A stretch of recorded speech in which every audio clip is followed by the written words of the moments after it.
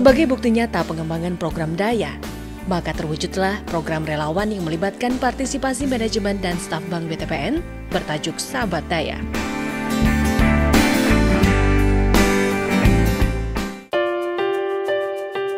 Dan untuk kiat sehat, maka berikut langkah-langkahnya.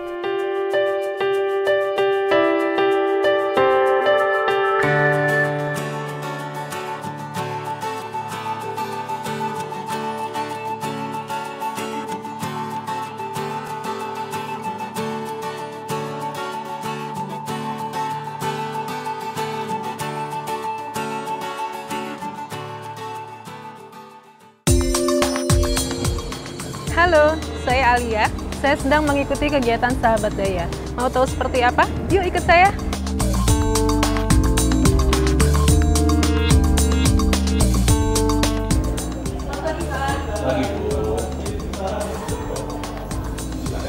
Terima kasih. Perkenalkan, saya Alia dari BTPN Pusat. Maksud kunjungan saya ke sini adalah sebagai sahabat daya di cabang Bapak. Terima kasih Bu Alia atas kunjungannya ke cabang kami. Kami sudah dapat informasi dari tim pusat bahwa Ibu menjadi tamu kita di dalam Sahabat Daya hari ini.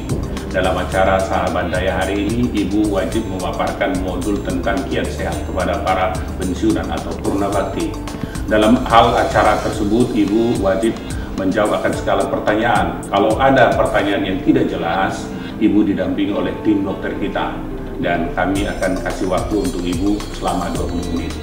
Ya, mungkin ada yang Ibu tanyakan kepada saya. Saya rasa penjelasan Bapak sudah cukup jelas, Pak. Terima kasih sekali ya, Pak. Ayo, mari saya antar, Bu. Mari, Pak.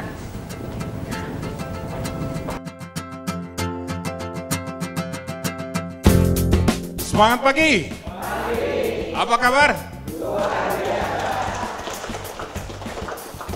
Semangat pagi buat bapak-bapak dan ibu-ibu para pensiun purna bakti.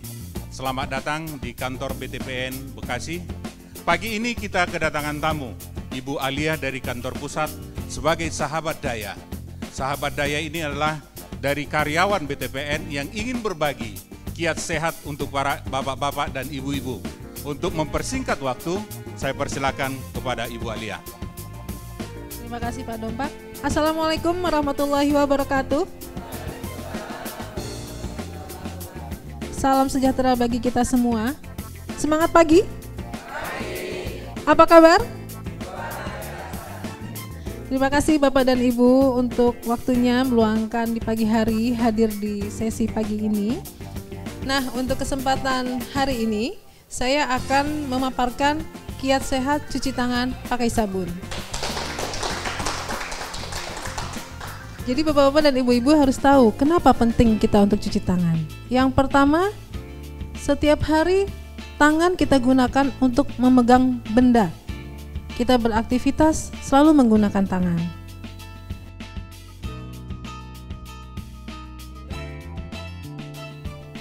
Yang kedua, sumber penyebaran kuman atau bakteri adalah berawal dari tangan.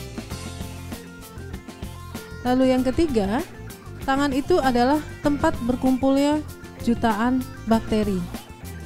Ya, jadi bapak-bapak dan ibu-ibu harus memperhatikan kebersihan dari tangan-tangan bapak-bapak dan ibu-ibu. Nah, lalu kuman apa aja yang ada di tangan? Kalau kita lihat dari slide ini mengerikan ya Pak ya. Kuman yang di tangan itu ternyata bisa menyebabkan berbagai penyakit, dari diare, influenza, lalu infeksi luka, bahkan penyakit mata yang menular. Supaya kuman tidak hinggap di tangan Bapak dan Ibu, tentunya Bapak dan Ibu harus memahami seperti apa sih cara mencuci tangan yang baik dan benar. Yang pertama, cuci tangan harus di air yang mengalir. Jadi Bapak-bapak dan Ibu-ibu jangan pernah mencuci tangan di kobokan seperti yang ada di warung Padang gitu ya.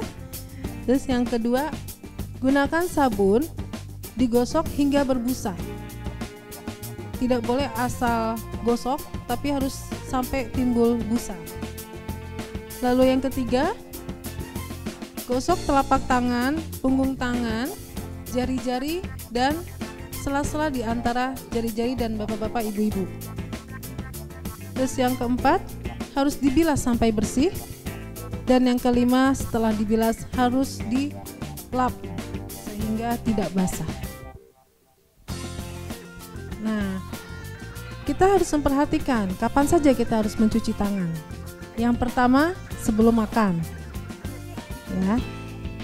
Makan itu kan harus kita perhatikan tidak hanya gizinya, tapi juga bagaimana kita makan. Sebelum makan, tentu bapak-bapak dan ibu-ibu harus cuci tangan. Kenapa? Kalau misal tidak cuci tangan, tentunya bakteri yang tadi disebutkan di slide sebelumnya akan menempel di jari-jari bapak-bapak dan ibu-ibu. Terus yang kedua, sesudah buang air besar. Nah, ini kadang-kadang kebiasaan kita ya, karena tidak terbiasa untuk cuci tangan setelah buang air besar, keluar dari kamar mandi atau toilet, langsung aja pergi, nggak cuci tangan dulu. Jangan ya bapak-bapak ibu-ibu ya.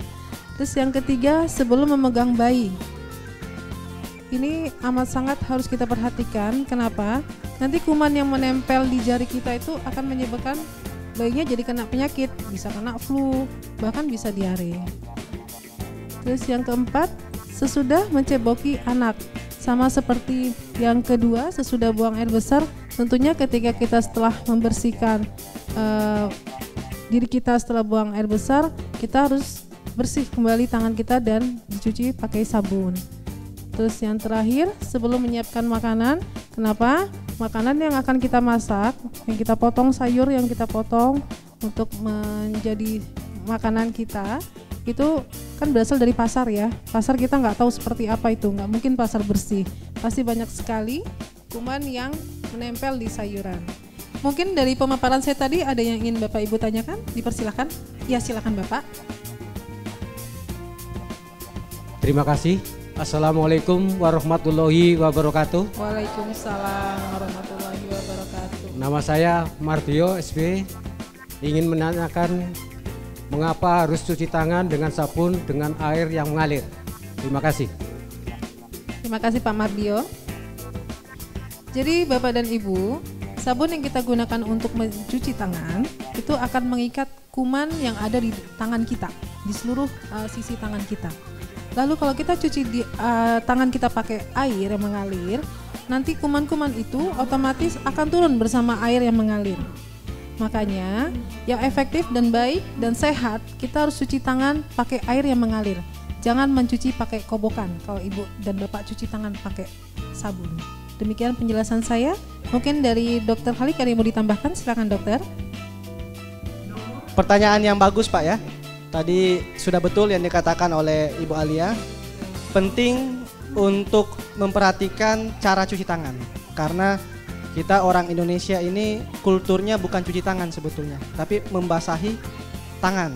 Kalau kita mampir ke warung ya, bahkan ke restoran juga seperti itu, hanya diberi kobokan ya.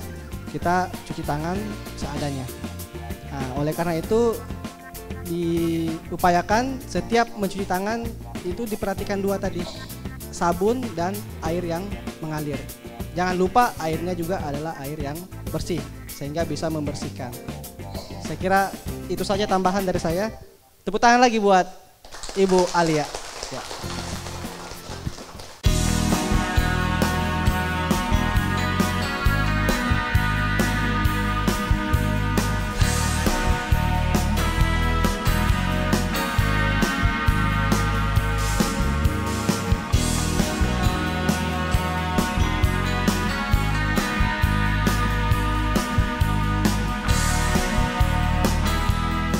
Demikianlah rangkaian dari kegiatan Sahabat Daya. Menarik bukan? Apakah Anda sudah mendaftar sebagai Sahabat Daya?